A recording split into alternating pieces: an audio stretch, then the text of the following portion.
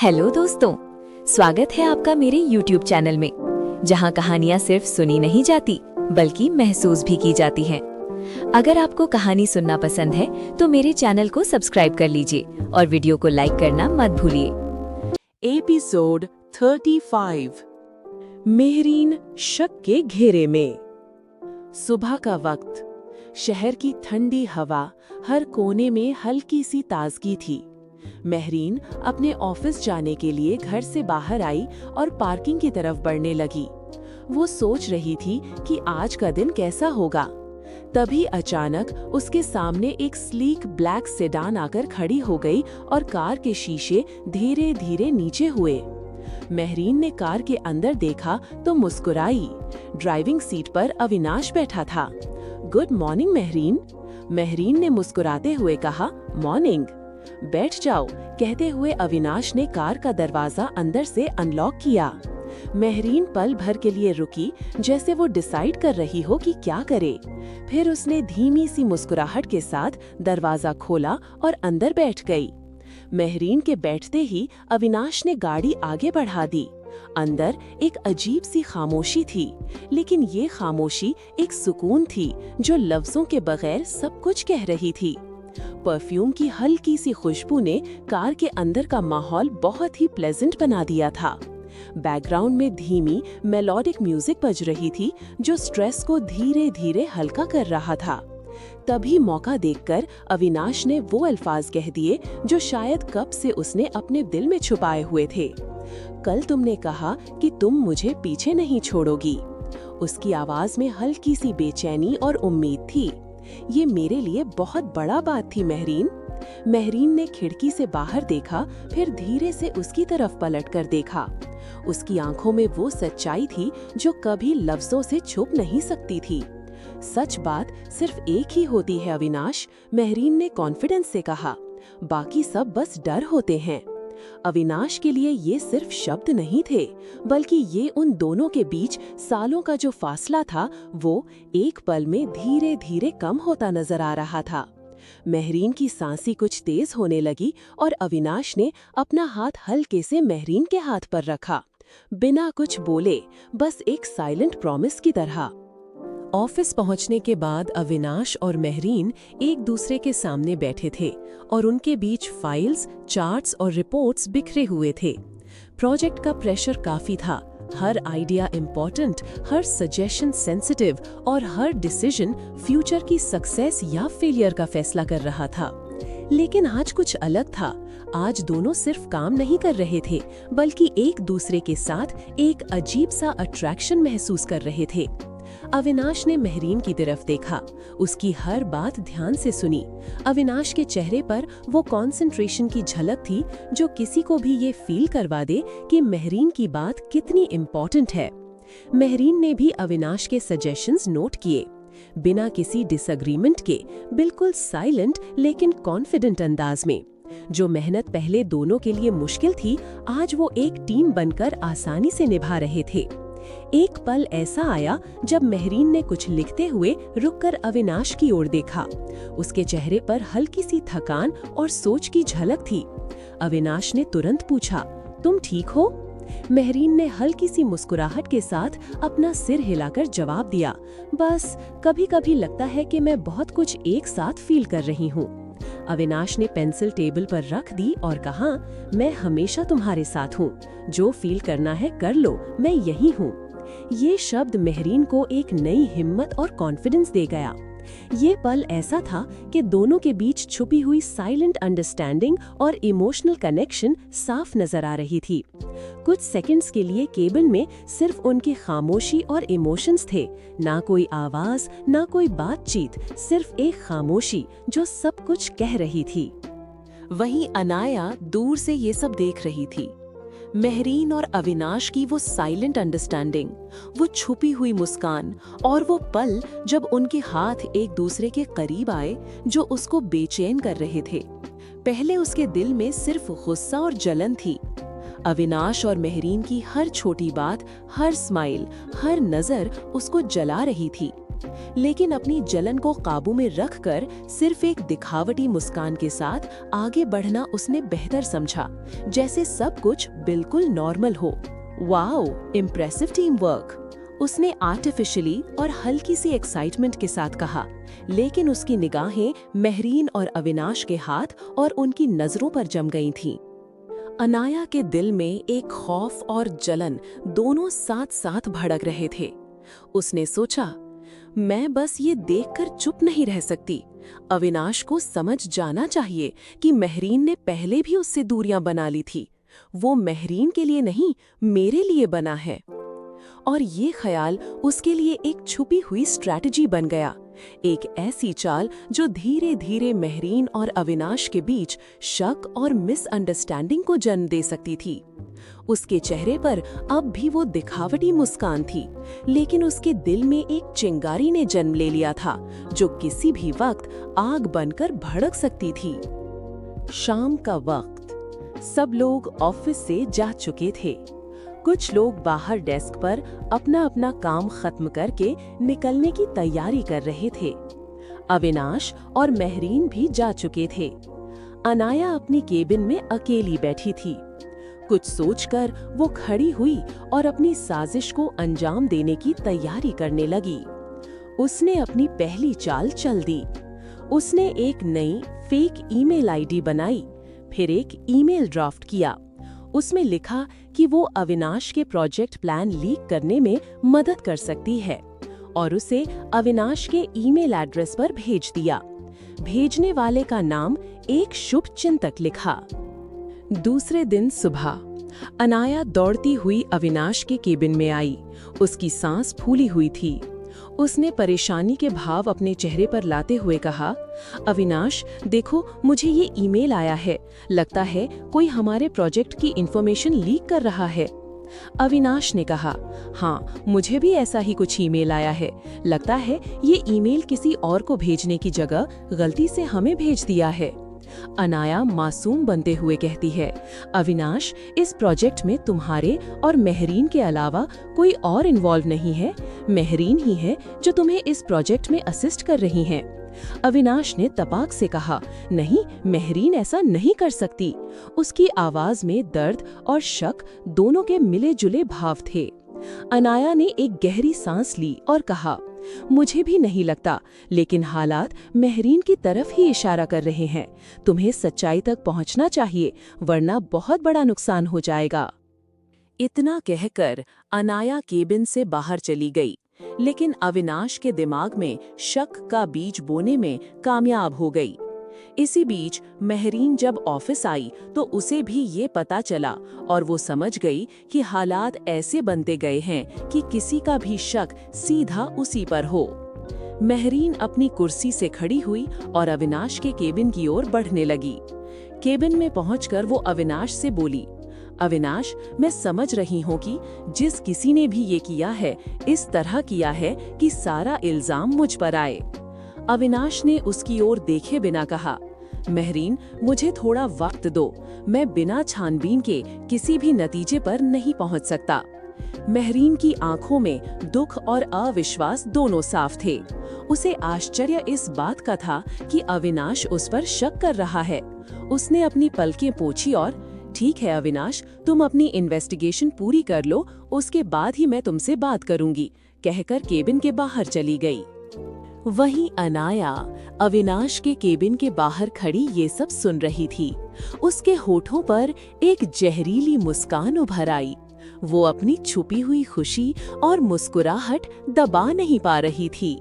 आखिर यही तो वो चाहती थी कि अविनाश महरीन पर शक करे और उनके फासले बढ़ जाएं। अब अविनाश और महरीन के दरमियान फासले बढ़ चुके थे। अविनाश शक में डूबा हुआ था और अनाया दूर से अपनी कामयाबी का मजा ले रही थी। ये एपिसोड यहीं खत्म होता है, एक खामोशी के साथ, दर्द के साथ और एक ताकतवर साजिश के अगले मोड़ के साथ। क्या होगा कहानी में आगे? क्या अविनाश और महरीन की दूरियां बढ़ जाएंगी? क्या अविनाश सच का पता लगा पाएगा? महरीन खुद को बेगुनाह कैसे साबित करेगी? अनाया की अगली चाल क्या होगी? जानने के लिए सुनिए इस कहानी का अगला एपिसोड। एपिसोड 36। सुबह का वक्त। अविनाश अपनी केबिन में बैठा था, लेकिन ऑफिस के अंदर एक अजीब सी खामोशी थी। महरीन और अविनाश की जिंदगी में आज पहली बार ऐसा लग रहा था जैसे उनकी दुनिया ही उजड़ गई हो। अविनाश के हाथ में मोबाइल था। वो बार बार उसी ईमेल को देख रहा था जिसके लफ्ज उसके भरोसे को हिला देने वाले थे।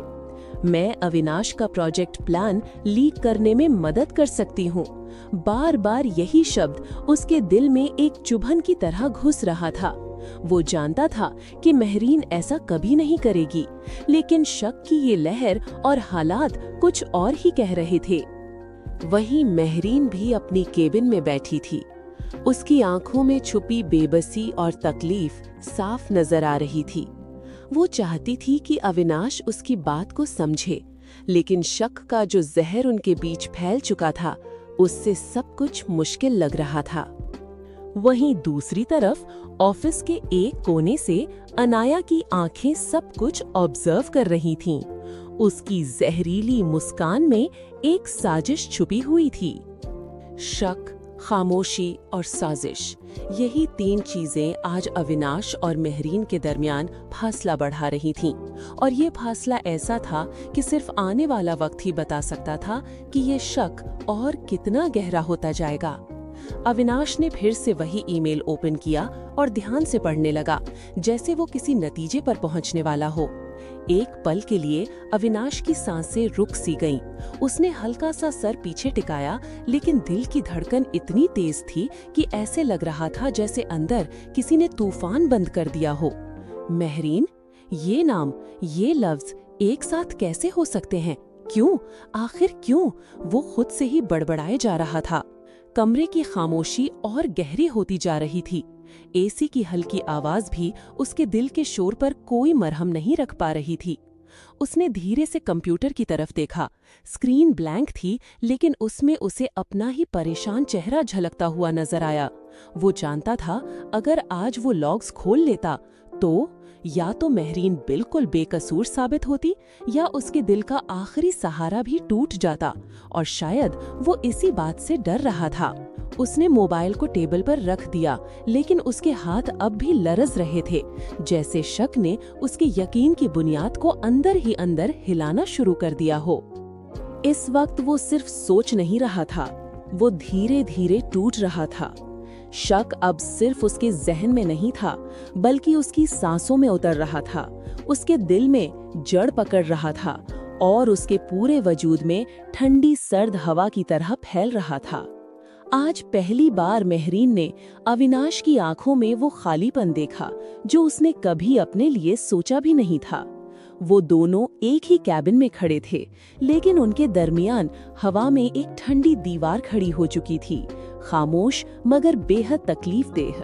महरीन ने आहिस्ता से कदम आगे बढ़ाया। उसकी आंखों में नमी थी और आवाज में वो कपकपाहट जो तब उभरती है जब इंसान सच बोलते बोलते खुद भी टूटने लगता है। अविनाश, यकीन करो, मैंने ऐसा कुछ नहीं किया, ये सब झूठ है, मैं कसम खाती हूँ। लेकिन अविनाश खामोश रहा। ऐसी खामोशी जो जवाब नहीं देती, सिर्फ दिल जख्मी करती है।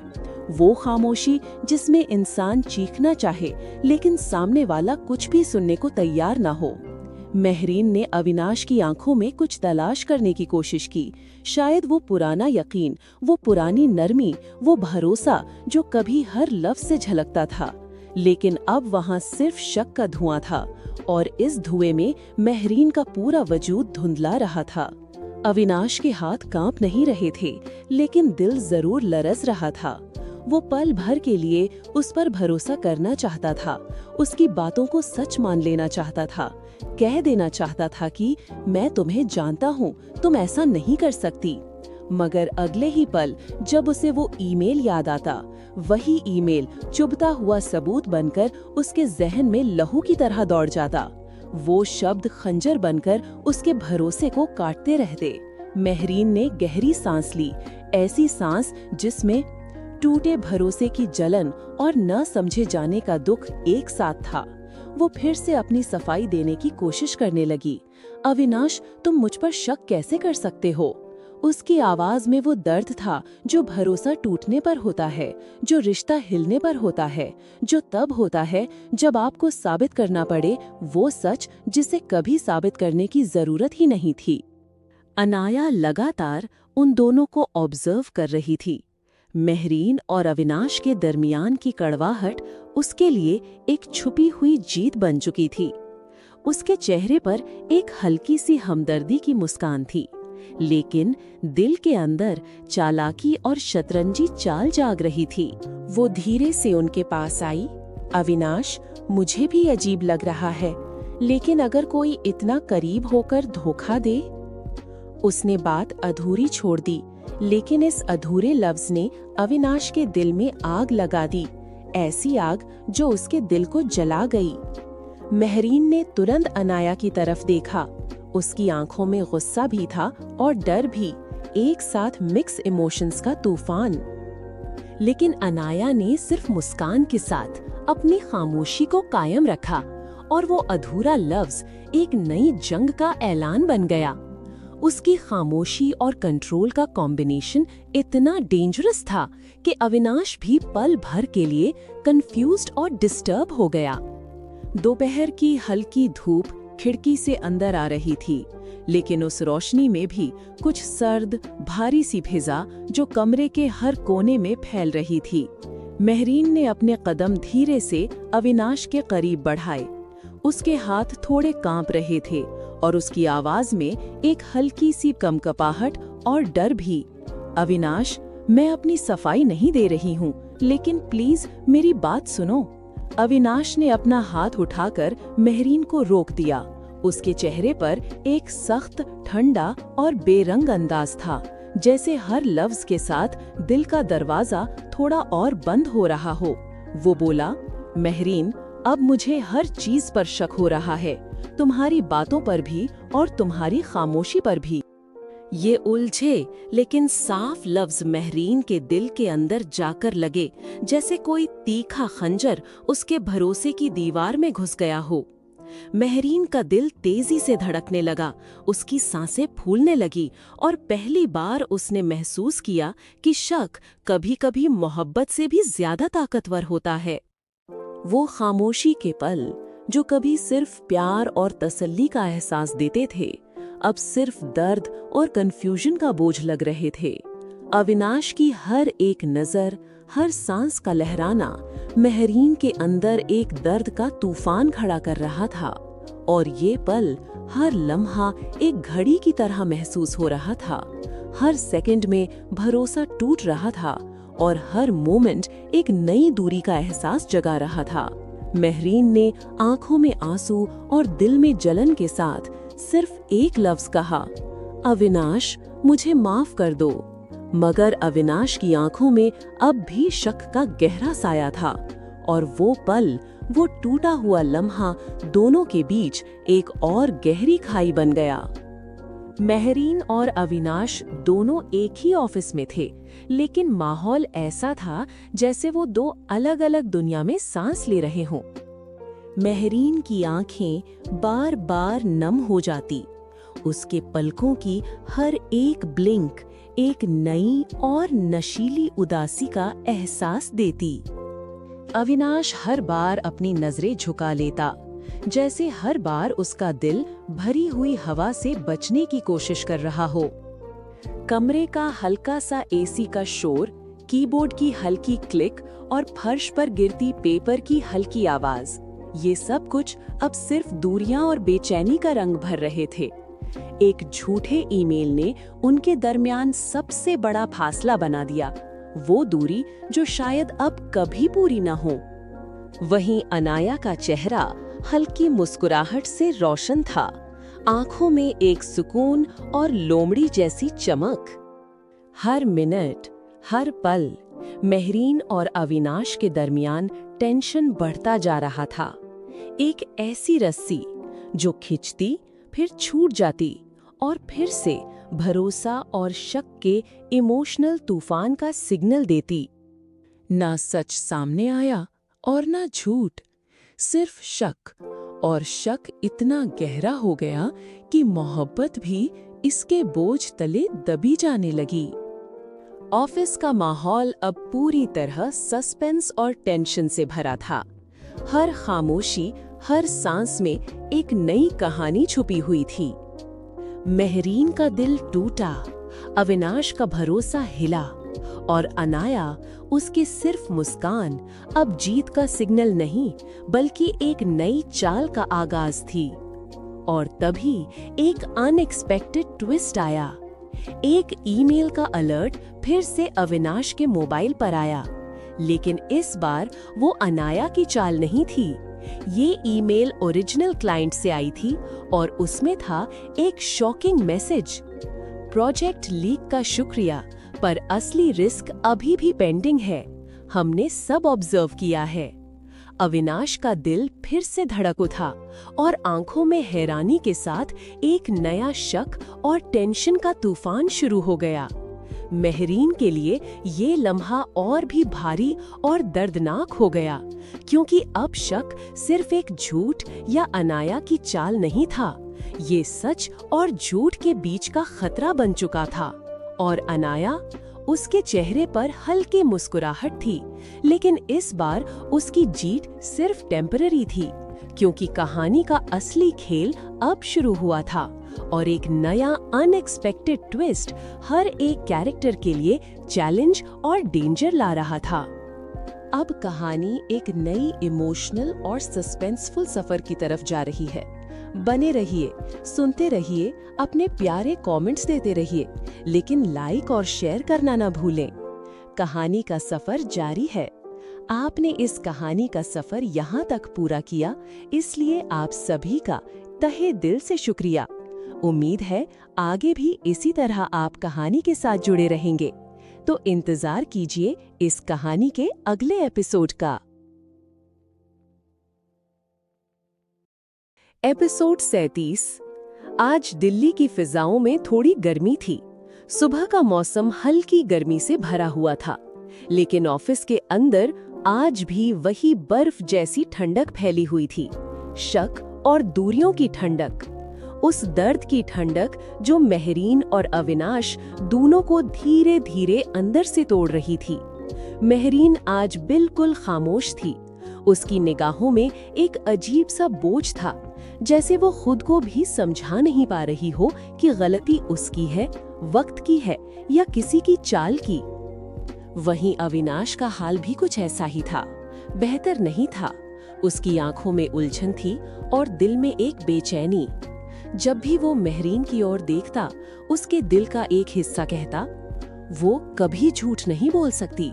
लेकिन अगले ही पल उसे उस ईमेल की याद दिला देता, और वो लफ्ज जो किसी भी भरोसे की बुनियाद को हिला सकते थे। उन दोनों के बीच बनती इस दीवार को अनाया दूर से खामोशी से देख रही थी। उसकी आंखों में वो सुकून था जो सिर्फ उस शख्स को मिलता है जो हर चाल, हर मोड़ पहले से प्लान कर चुका हो। आज का दिन आम दिनों की तरह शुरू हुआ था, लेकिन माहौल में एक बेचैनी सी थी, जैसे कुछ होने वाला हो, कुछ ऐसा जिसे देखने के लिए ना मेहरीन तैयार थी और ना ही अविनाश। अविनाश सुबह ऑफिस पहुंचते ही सीधा अपनी कैबिन में गया। कुर्सी पर बैठते ही वो अपने मोबाइल को देखने लगा। कल रात आई हुई वो अजीब सी ईमेल आज भी उसके जहन के कोने कोने में गूंज रही थी। प्रोजेक्ट लीक का शुक्रिया, हम सब ऑब्जर्व कर रहे हैं। उसके सांसों की रफ्तार फिर से बढ़ गई, हाथ हल्के हल्के कांपने लगे। उसकी सोच फिर से उसे ये सोचने पर मजबूर करने लगी, ये ईमेल कहाँ से आई, किसने भेजी, क्या सच में मेहरीन इन सब में इन्वॉल्व है? तभी केबिन में मेहरीन दाखिल हुई, उलझी हुई, थकी हुई, लेकिन आज उसकी आंखों में आंसुओं से ज्यादा डरा हुआ सवाल था। जैसे वो खुद से पूछना चाह रही हो, ये मेरा इम्तिहान है या किस्मत का कोई नया खेल? उसने हल्की सी सांस ली, फिर बहुत धीमी आवाज में कहा, अविनाश, कोई हम दोनों के बीच खेल खेल रहा है और मुझे यकीन है कि ये सब प्री प्लान्ड है। उसकी आवाज में डर भी था, दर्द भी था और वो बेबसी भी, जो तब होती है जब किसी को अपना सच बार बार साबित करना पड़ता है। अविनाश ने धीरे से अपनी आंखें बंद कर लीं। उसका दिल कह रहा था कि मेहरीन सच बोल रही है, वो हमेशा से ही सच्ची थी। लेकिन अविनाश का दिमाग, वो उस ईमेल का बोझ उठाए बैठा था, एक ऐसा बोझ जो हर पल उसके फैसले को हिलाकर रख देता था। मेहरीन कुछ कदम आगे आई। उसने अविनाश के करीब आकर पूछा, तुम मेरे ऊपर शक कर रहे हो? अविनाश खामोश बैठा रहा। उसकी खामोशी ही उसका जवाब थी और इस खामोशी ने मेहरीन के दिल को अंदर से छलनी कर दिया। तभी किसी के कदमों की आहट हुई। हिल्स की टकटक ने माहौल में फैली खामोशी को तोड़ दिया। अविनाश ने नजरें ऊपर उठाई। उसे अनाया बिल्कुल स्लो स्टेप से उसकी तरफ आती हुई दिखाई दी। उसके हाथ में कॉफी का कप था, चेहरे पर छुपी हुई मुस्कान। उसने अपना चेहरा इतना मासूम बनाया हुआ था जिसे देखकर किसी को भी लगे शायद वो सच में परेशान है। वो अविनाश के पास आकर रुकी और कहा, मुझे पता है तुम परेशान हो। उसके लफ्ज शहद की तरह मीठे थे। उसके होठों पर जहरीली मुस्कान उभर आई। वो आगे बोली, वैसे लगता है ये काम किसी अपने का ही है। ये लफ्ज अविनाश के दिल में सीधे उतरते चले गए। उसकी आंखों में फिर से वही उलझन, वही दर्द, वही अविश्वास।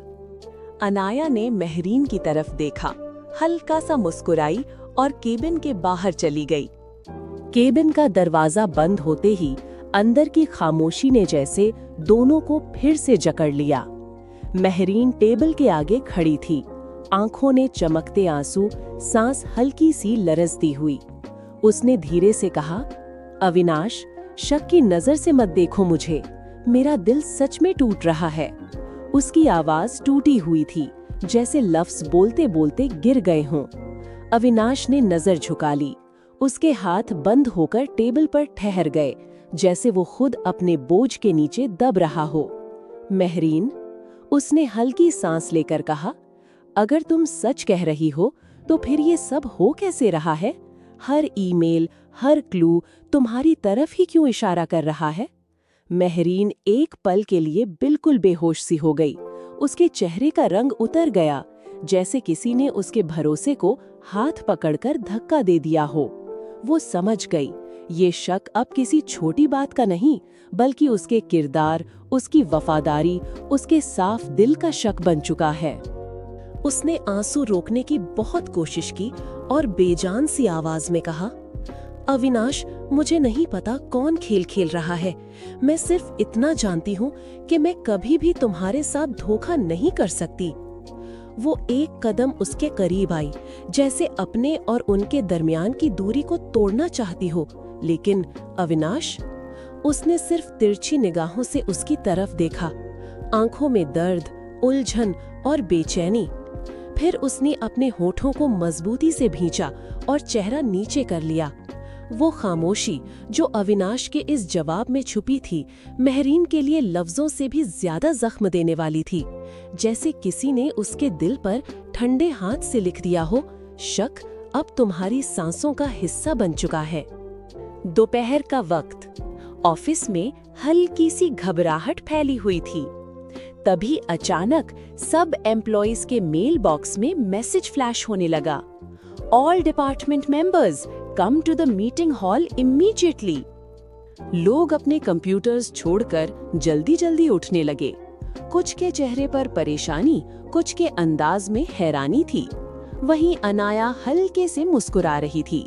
मीटिंग हॉल में सब एक लाइन में बैठे थे। रूम की रोशनी भी आज ज्यादा तेज लग रही थी, जैसे हर चेहरा बेनकाब होने वाला हो। मैनेजर बहुत धीरे कदम चलकर आगे आए। उनके हाथ में एक मोटी सी फाइल थी, जिसे वो इतनी सख्ती से पकड़े हुए थे जैसे उस फाइल में किसी की किस्मत बंद हो। उनका चेहरा तनाव से कसा हुआ था। माहौल एकदम गंभीर हो गया था। मैनेजर ने सीधे लफ्जों में कहा, हमारे क्लाइंट ने कंफर्म किया है कि उनके सिस्टम पर किसी इंटरनल आईडी से प्रोजेक्ट के कुछ सेंसिटिव पॉइंट्स एक्सेस किए गए हैं। इसका मतलब कोई हमारे अंदर का ही स्टाफ मेंबर इन्वॉल्व्ड है। ये सुनते ही रूम में जैसे बिजली सी दौड़ गई। कुर्सियां हल्की सी हिलने लगी। सब लोग एक दूसरे को देखने लगे। शॉक, डर और कंफ्यूजन का माहौल बन गया। महरीन का गला सूखने लगा। उसकी सांस एक पल के लिए अटक सी गई। अविनाश ने सर उठाया, लेकिन उसकी आंखों में शक अब और गहरे साए की तरह उतर रहा था। मैनेजर ने फाइल बंद करते हुए आखिरी शब्द कहे, हमें हर एम्प्लॉय के एक्सेस लॉग चेक करने होंगे। ये सुनकर महरीन और अविनाश दोनों के चेहरों का रंग उड़ गया। महरीन के हाथ ठंडे पड़ गए, आंखों में डर का गहरा साया उभर आया। अविनाश ने उसकी तरफ देखा। वो खुद कंफ्यूज्ड था। उसकी आंखों में आज शक के साथ पहली बार महरीन को खो देने का डर भी था। मीटिंग हॉल का माहौल अब सिर्फ एक चीज से भर गया था, तनाव जो किसी तूफान के आने का सिग्नल दे रहा था। अनाया धीमे कदमों से चलती हुई वॉशरूम में आई। मिरर के सामने रुककर अपने बाल हल्के से सेट किए, जैसे अपनी जीत का जश्न मना रही हो। उसके चेहरे पर खतरनाक कॉन्फिडेंस था। वो अपने आप से बोली, अविनाश, तुम अब उसी को झूठी समझोगे। कहते हुए वो खिलखिलाकर हंसने लगी। शाम का वक्त था। मीटिंग खत्म हो चुकी थी। ज्यादातर स्टाफ के लोग जा चुके थे। बाकी लोग भी अपना काम खत्म करके जाने की तैयारी कर रहे थे। वहीं महरीन अपनी केबिन में अकेली बैठी थी। कंप्यूटर की स्क्रीन बंद थी, लेकिन उसकी आंखें अभी तक नम थीं। उसने दोनों हाथ से अपना चेहरा छुपा लिया। आज पहली बार उसे महसूस हुआ कि जिसे वो अपनी जिंदगी का सबसे साफ रिश्ता समझ रही थी, वो रिश्ता भी शक के बोझ तले टूटने लगा था। इधर दूसरी तरफ अविनाश ऑफिस से निकल रहा था। उसके कदम भारी थे। बाहर निकलकर उसने एक बार महरीन के केबिन की खिड़की की तरफ देखा और अपनी कार की तरफ बढ़ गया। इसी बीच अनाया पार्किंग लॉट के कॉर्नर में खड़ी थी। तभी उसके मोबाइल पर एक मैसेज आया, स्टार्ट फेज 2। कहानी अब एक नया मोड़ लेने वाली है। कौन है वो शख्स जिसने अनाया को मैसेज भेजा था? क्या वही इस सारे खेल का मास्टरमाइंड है? वो महरीन को क्यों नुकसान पहुंचाना चाहता है? क्या होगी उसकी अगली चाल? जानने के लिए सुनिए इस कहानी का अगला